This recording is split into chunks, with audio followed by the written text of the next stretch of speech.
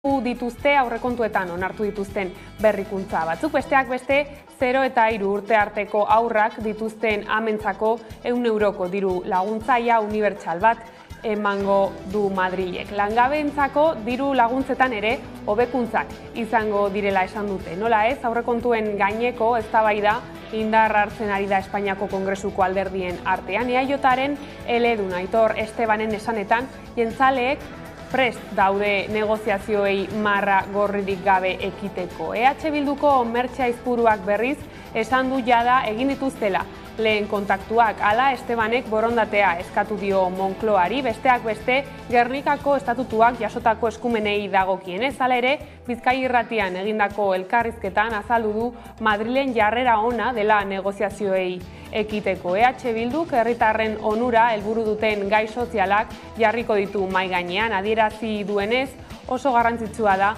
oraingoan hainbat gai lotuta uztea litekeena baita legealdiko azkenak izatea. Aurrekontuak aurrera atera gura dabez eta jakina, jarrera beti hasirakoa ona izaten da. Gero ikusi behar, ez da, gauzak zehazki eztabaidatzen direnean, zelan amaituko da, eta ze borondate dagoen. Beste urtetan egin izan dugun bezala, ez gai soziala jarriko ditugu eta oraindik ez ditut aurreratu nahi, jakin arte gainera nola geratzen den preakordio hori, ez aurreakordio hori. Jendearen onura jarriko dugu zentroan eta horren baita. Arratsaldeon, laster helduko diogu bueltan aurrekontuen aferari, lehenago baina ekonomiarekin lotuta ere bada gaurkoan aipatzeko beste lerrobururik. Irailak 1851 langabe gutxiago utzi ditu Hego Euskal Herrian, zehazki irailaren amaieran 1.052.868 pertsona zeuden Hego Euskal Herriko enplegu bulegoetan izena eman da. Gobernu Espainiarrak eta halakoak eman dituzten datuen arabera. Hori bai, Nafarroan soilik egin du gora langabe kopuruak. Alfonso Gurpegi, enplegu sailburu ordeak, egin du Euskal Autonomia Erkidegoko balorazioa. Iraileko afiliazio datu historiko onenean gaude. Eta langabeziari dagokionez, iraileko zifrarik txikiena da duela 14 urtetik. Horri, gehitu behar zaio historiako kontratu mugagabe berrien volumen handiena. Datu horiek, beti baloratzen ditugun zorroztasunetik, gure ustez egungo testuinguruan irailari dagokionez, oraindik ere datuak erakusten dizkigu konfiantza izateko gure produkzio sarean eta gobernuok kontra egin beharreko mehatxuei aurre egiteko hartzen ari garen neurrietan. Nafarroan, Carmen Maeztu politika sozialeko kontseilariak egin du enplegu datuen balorazioa entzun. Podemos decir que por el momento el mercado de trabajo navarro se mantiene relativamente estable.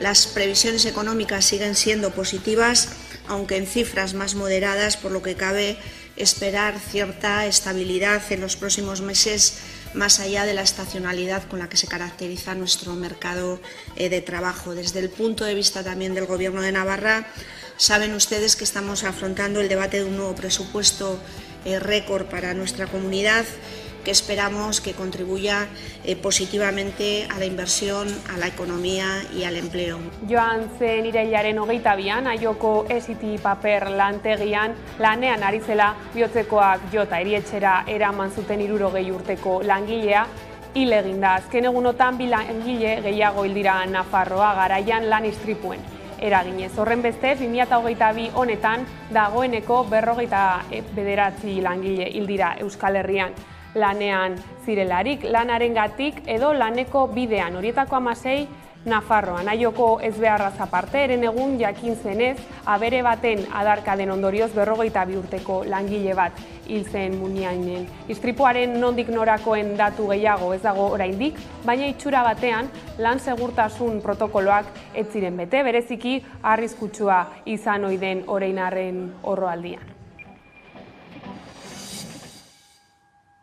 Irailaren 14an Euskararen erakunde publikoak eta Euskal Herriko 4 diputatu zein senatarik bilkura izan zuten Parisen. Murgiltze eredua eta azterketak euskaraz egiteko eskubidea izan zituzten aztergai eta balantze baikorra egin zuten hitzordua. Zala Frantziako Hezkuntza Ministerioaren aldetik murgiltzearen gaineko jarrera aldaketa somatu zuten euskal ordezkariek. Gurean, Peio Jorajuria, Seaskako lehendakaria, izan dugu gaur gonbidatu nagusi gisa eta baikor izateko arrazoiez, galdetu diogu entzun. Irailaren 14an izan den bilkura horrek aldaketa bat ekarri du eta baikortasun bat ekartzen digu. Hautetsiek lortu dute estatuaren engaiamendua, murgiltze eredua eta euskararen irakaskuntza ez gehiago unkitzea, ez gehiago erasotzea. Alde hortaik biziki baikor. Baina badakigu. Zemen dute franteki erasotzen murgiltzea, bazterretako gai guztietan baitugu oztopoak. Hori gauzatzeko, plantara ezartzeko zailtasunak balitugu eta administrazioak ditu oztopoak ezartzen, izan adin azterketetan, irakasleen formakuntzetan, egoitza publikoen finantzaketetan, beraz alde hortaik lana badugu oraindik. Iparraldetik mugitu gabe, Euskal Elkargoak Euskaraldirako ariguneak identifikatuko ditu. Aurten ere, Ipar Euskal Herriko instituzioen babesa izango du Euskaraldiak, 40.000 euroko laguntza eman dute Euskararen erakunde publikoak eta Euskal Hirigune Elkargoak. Horrez gain, Anton Kurutxarri hizkuntza politikarako lehendakari ordeak esan du Elkargoan ariguneak identifikatzen ari direla, kanpora eta barnera begira.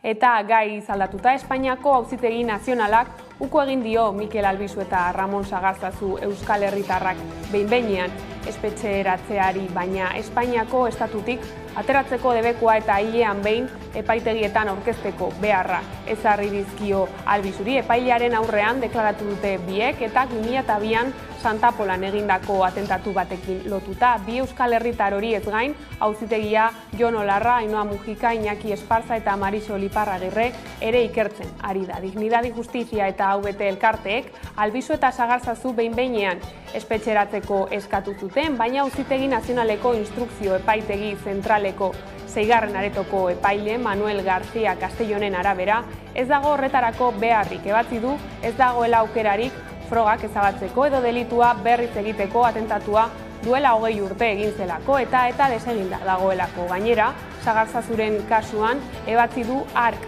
estatutik ihes egiteko arriskurik ere ez dagoela. Epailea ikertzen ari den gainerako herritarrak espetxeratuta daude egun.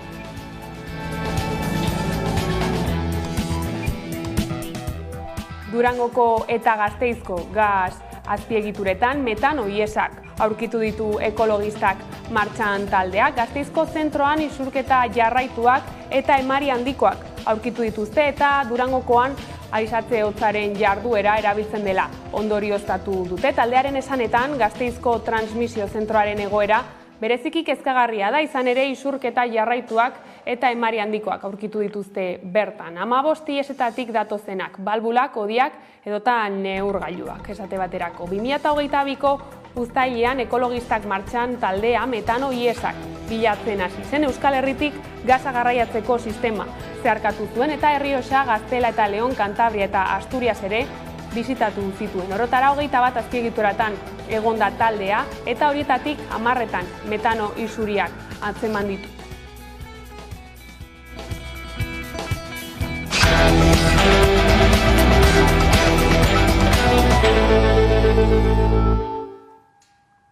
Eguneko lerroburuak horrela heldu diezaiogun. Eguneko argazkiari onartu dute Madrilen jada 2023 urteko aurrekontu orokorreko proiektua. PSOEk eta UP Unidas Podemosek akordioa itxi eta gero. Bada datorren urteko aurrekontuei begira, halako analisia egin du gurean Inigo Aduriz, eldiario.eseko kazetariak. Geroz eta diru gehiago emango da ongizate eredu horretarako, hain zuzen ere heziketarako eta osasungintzarako, eta agian punturik garrantzitsuenak izango dira aurrekontu hauek bere gain hartzen dituzten neurri berri horiek, ez? Eta burura etortzen zaizkit, aurren heziketarako emango diren diru laguntzak edota berdintasuna bermatzeko hartuko diren neurriak, ez? Era berean, Espainiako gobernuak zerbitzu publikoko langileentzat proposatutako 9,9%ko soldata igoera onartu dute UGT eta Comisiones Obreras sindikatuek. Jaurlaritzak aurreratu du igoera berdina ezarriko duela. Nafarroako gobernu aldiz 3%ko igoerarekin ari da prestatzen aurrekontuen proposamena. Honen aurrean, elak eta alabek irmoki salatu dute igoera Espainiako estatuan negoziatu izana. Espainiako gobernuak zerbitzu publikoko langileentzat proposatutako soldata igoera onartu dute UGTek eta Comisiones Obrerasek. He decidido aceptar la oferta que nos ha hecho el gobierno en la mesa de diálogo social. SESIF sindikatuak berriz errefusatu du proposamena. Los empleados públicos vamos a volver a perder capacidad adquisitiva, vamos a volver a perder dinero. Bada Euskal Herriko zerbitzu publikoko langileen soldatak 9,9%ko igoera izango du. Aurten 3,5% igotzea adostute 2023an 2,5% eta 2,2% 2024an. Espainiako estatu osoan zerbitzu publikoko sektoreak soldata igoera izango du eta Jaurlaritzak aurreratu du igoera berdina ezarriko duela. Nafarroako gobernuak aldiz soldatak 3% igota ari da prestatzen aurrekontuak. 2010tik Madrilek finkatzen du administrazio guztietako langile publikoen soldata igoera. Hala ere, elak eta alabek uste dute Euskal Gobernuek badutela funtzionarien baldintzak zehazteko eskumena. Egon, badira ere aukerak eta badira gauzak egiteko egun egiten ez direna. Ez? Eta hori da funtsian planteatzen duguna, baina jakina badagoela bide bat eta esploratu behar den bide bat da hori. Igoera, baina bai, nire ustez dela eskusantzua Urkulluren partetik azkenean hor gertatzen dena da, ez dagoela bere aldetik nahia hori negoziatzeko. Eskaintza hori kapilaren oso betik legoke bai behintzat lehen bi urteetan. Noski hori ez nahiko igora bat da, dira. 8% bat 3 urteetan, eta urten ja KPIa dago 9,9 okerezonak, ordan. Bada mezu argia bidali diete EAJari eta EH Bildurik. KPIaren araberako igoerak aplikatzea zinbesteko baldintza izan beharko lukeela aurrekontu horiek babesteko. Eta guk esan dugu hemen EH Bilduk eta PNVek planteatu behar dute, Madrilen urrengo aurrekontuekin lotuta zegertatzen den Espainiatik jarri zaigun muga honekin, ez?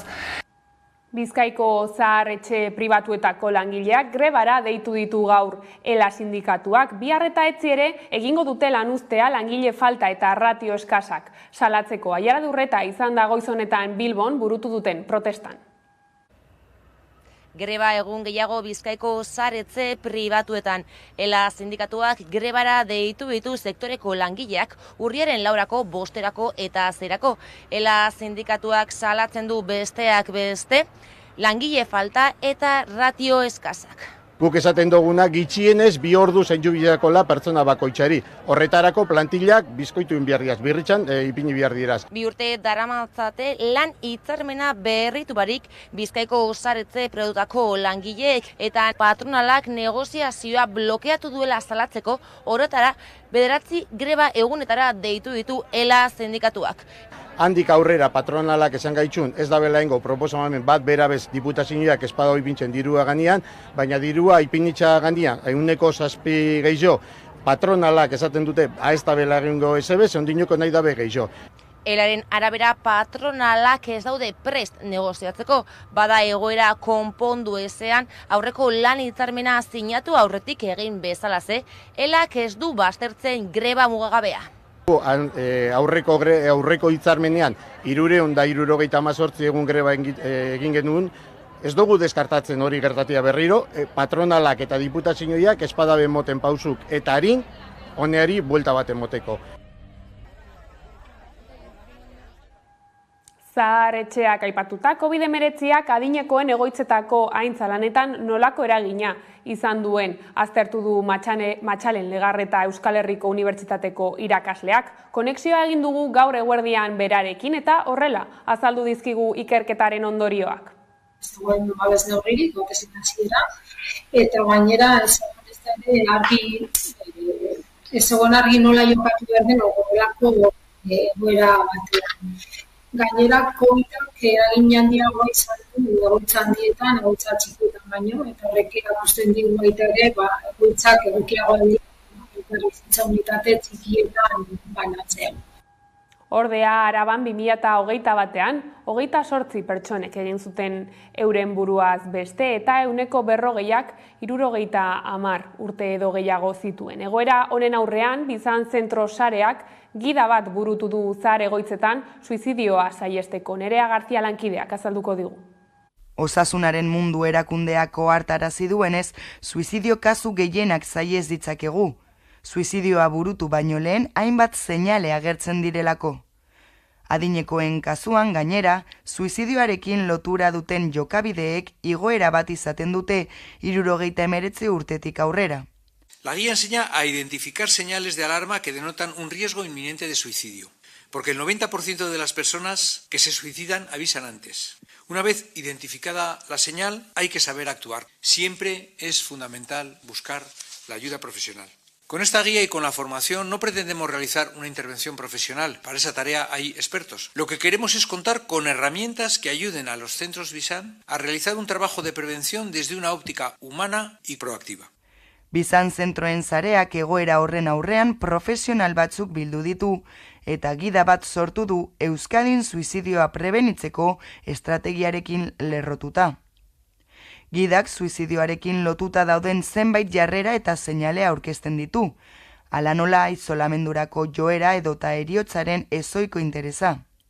Era berean, jarrera horien aurrean nola jardun behar den azaltzen du, hau da, ideia suizidak dituen pertsonaren gana gerturatzeko urratsak eskaintzen ditu. Bestalde, biktimen zenidei eta lagunei doluari aurre egiteko laguntza jasotzen du gidak. Esate baterako elkarteen kontaktuak. Azpimarratzekoa da gida horrek zentroetako langilei 120 inguru zuzendutako prestakuntza prozesu batekin osatu dela. Lan gatazkekin bueltan bilkura izan dute gaur ordu biterdietan ELA Comisiones Obreras eta UGT sindikatuek Siemens Gamesa enpresako Alemaniako zuzendaritzarekin. 2009 behar ginen kaleratzea iragarri zuen enpresak, horietatik 475 gauzatuko dira estatu espainolean. Siemens Gamesak sindikatuei jakinarazi dienez, Espainiako 475 lanpostuen murrizketatik 80 berrituko ez diren behin-behineko behar ginei dagozkie, 43 modu naturalean amortizatzen diren lanpostuak dira, eta gainerakoak bulegoetako kaleratzeak dira. Comisiones Obrerasek esan duenez, multinazionalak bulegoak ditu Zamudion eta Sarrigurenen. Egun Alemaniako zuzendaritzak 5 planta ditu Euskal Herrian, horietatik 2600 behargin inguruk lan egiten dute, eta Nafarroan daude gehienak. Kaleratze plana iragarri bezala 2 urteetan garatuko da eta hilabete honetarako urrirako enpresak enplegu maila deitzea aurre ikusi du akordio batera iristeko. Sindikatuen hitzetan akordioa isteko kaleratze traumatikorik ez izatea nahitaezko baldintza da. Bileran, 3 sindikatuek adierazi dute erabat gaitzesten dutela egitasmoa uste baitute Espainian ez dagoela inor soberan. Puy Remirez, ELA sindikatuko ordezkaria da. Ez dugu onartzen kaleratzerik eta ez dugu onartzen lan baldintzen beherapenik. Eta hortik aurrera hori da gure jarrera. Ez dugu onartzen neurri honen beharrik eta alde horretatik aurrean izango gaituzte. Aipatu bezala, Alemaniako konpainiak 2009 langile kaleratu nahi ditu, zeinetatik 475 Espainiako estatuko lan zentroetakoak izatea aurre ikusten den. 2006 langile aritzen dira Euskal Herriko lantokietan eta horietatik gehiena Nafarra da. Bada Nafarroako enpresetatik datozen albistei begira, ziurgabetasun egoera bizi du Landabenek. Oraindik autoelektrikoaren zer modelo eta zenbat ekoitziko dituen zehazteke dagoela kezka dago ere Martorelgo fabrikak. Ekoizpenaren zati bat eman dezakeelako konpentsazio gisa. Bada, LAB sindikatuak uste du egingarria dela Landabenen urtean 43 egun gutxiagoz lan egitea, bai zuzeneko lanpostuetan, bai eta mantentze lanetan edo tailerreko zuzendaritzetan ere.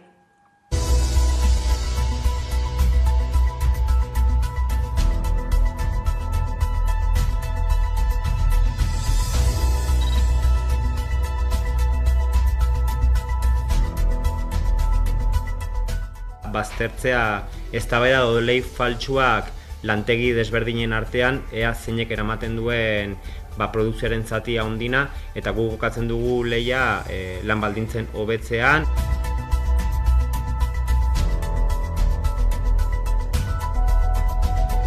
Hogeita 12 orduko lanastearena, nun etzen egonen inongo soldata jaitxerarikan, mantenduko zen soldata, lanaldi murrizketa horren barrenin. Enpresak mantenduko zituen irekita gaur egun badituen lan egun kopuru berdina, hori etzen aldatuko.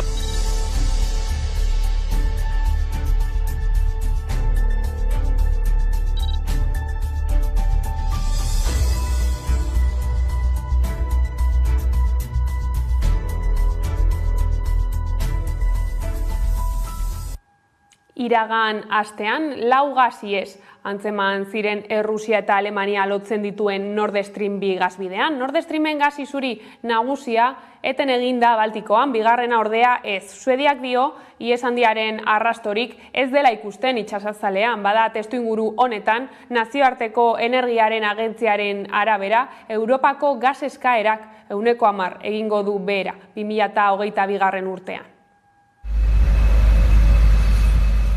Aurreko astean 4 gasiez atzeman zituzten Errusia eta Alemania lotzen dituzten Nord Stream gasbideetan. 2 zulo Danimarkako eremuan daude eta beste 2 Suediakoan, nazioarteko uretan. Bada astebetera Suediako itsasguardiako hartarazi du Nord Stream 1 gasbidean izandako 2 ihesetako batean arrastorik ez dela jada. Aldiz bigarren ihesak emari handitu du Bornholm uhartetik gertu. Testuinguru honetan gasa hornitzeko bide garrantzitsu bat mozteaz gain, gas ihesak kalte handiak eragiten ditu ingurumenean. Gasbideak zituen 300.000 tona metano inguru isurtzen ari baitira. Gasa ez da arriskutsua itsasorako, baina bai atmosferarako. Izan ere gas hori CO2 baino kaltegarriagoa da eta berotze globalerako halako ihesa 7,5 milioi tona CO2 isurtza da. Adibidez, gas hori Danimarkak urtebetean isurtzen duenaren herena da gutxienez. Datuak ikusita hondamendi ekologiko handi baten aurrean gaude, oharkabean pasatzen ari den hondamendiaren aurrean. Izan ere gasies batek ez du irudi ikusgarririk uzten, baina klimak luzaroan jasango ditu ondorioak. Oraindik zehazteko dago hondamendi ekologikoaren neurria, isuriak direla eta. Bien bitartean Errusiako Gazprom gas konpainiak adierazi du Nord Stream gasbideen presioa egonkortu egin dela oro har. Gauzak horrela nazioarteko energiaren agentziak gasaren eskaerari buruzko hiruileko txostena argitaratu du, eta azpimarratu du Europa gas gutxiagorekin moldatu beharko dela 2022 urtean. Eskaera 10% jaitsiko dela aurreikusi du energia agentziak. Horren arrazoi nagusiak zeintzuk dira, prezioen gorakada eta Errusiako gasaren itxiera.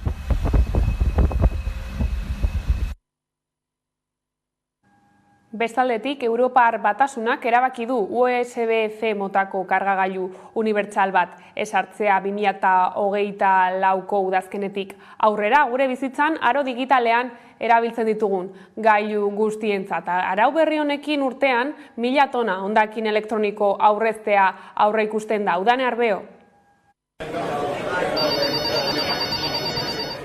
Kargagailu bat mugikorrerako, beste bat tabletarako, 3. bat kamera digitalerako, bideokontsolarako, entzungailuetarako eta Europak aski dela dio. Europar Batasunak erabaki du USB-C modako kargagailu unibertsal bat ezartzea gure bizitzan aro digitalean 2024ko udazkenetik aurrera lagun ditugun gailu guztientzat. Today we are replacing this pile of chargers with just this. Baina gailu elektroniko guztietarako kargagailu bakarra izatea ez da abantaila bakarra. Thierry Breton Europar Batasuneko barne merkatuko komisarioak azaldu duenez, arau berri honek 1000 tona hondakin elektroniko aurreztuko ditu urtean. Eta hori arau bakar baten bidez. Gainera urtean ia 200 kilo CO2 murriztuko lirateke. Alegia 10 milioi smartphone eta 2600 tona lehengai. 2,600 tons.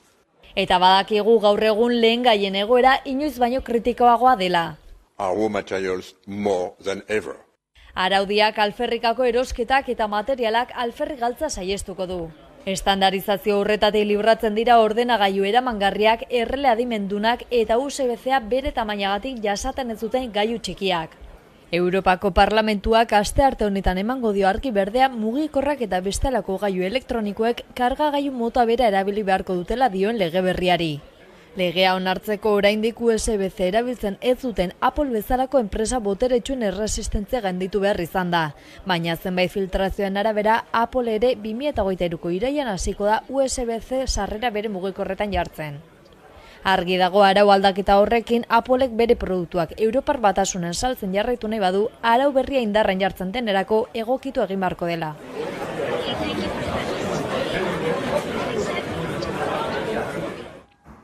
Eta Eusko Jaurlaritzako Gobernu Kontseiluan hainbat kargudun berri izendatu dituzte. Gaur besteak beste Emakundek zuzendari berria izango du. Izaskun Landaidak izan du kargu hori 2013tik aurrera, baina orain Miren Elgarrestak hartuko du kargua.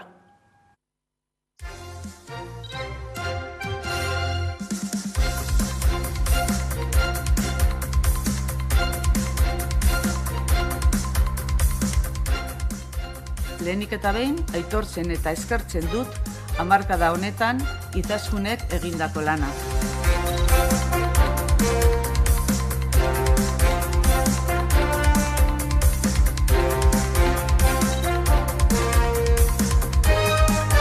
Helburua da, berdintasunaren alde lanean dauden hainbat ekintzen ekimenak eta lanak biltzea eta zuon arteko sinergiak ere sortzea. Este cambio de estructura tiene por objeto lograr una mayor coordinación interdepartamental con el doble objetivo de abordar el reto demográfico y la emancipación juvenil.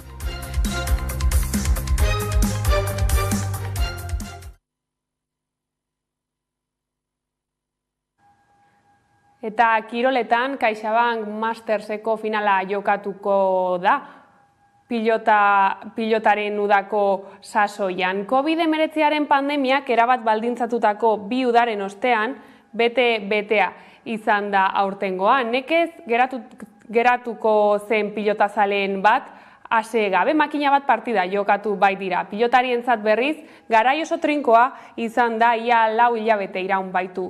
Sasoiak eta ia ez baita egon. Etenik, ez da etenik egongo orain ere, ostiralean hasiko baita denboraldiko lehen txapelketa eskuzko, pilota enpresen ligaren lauterdikoa ikusi.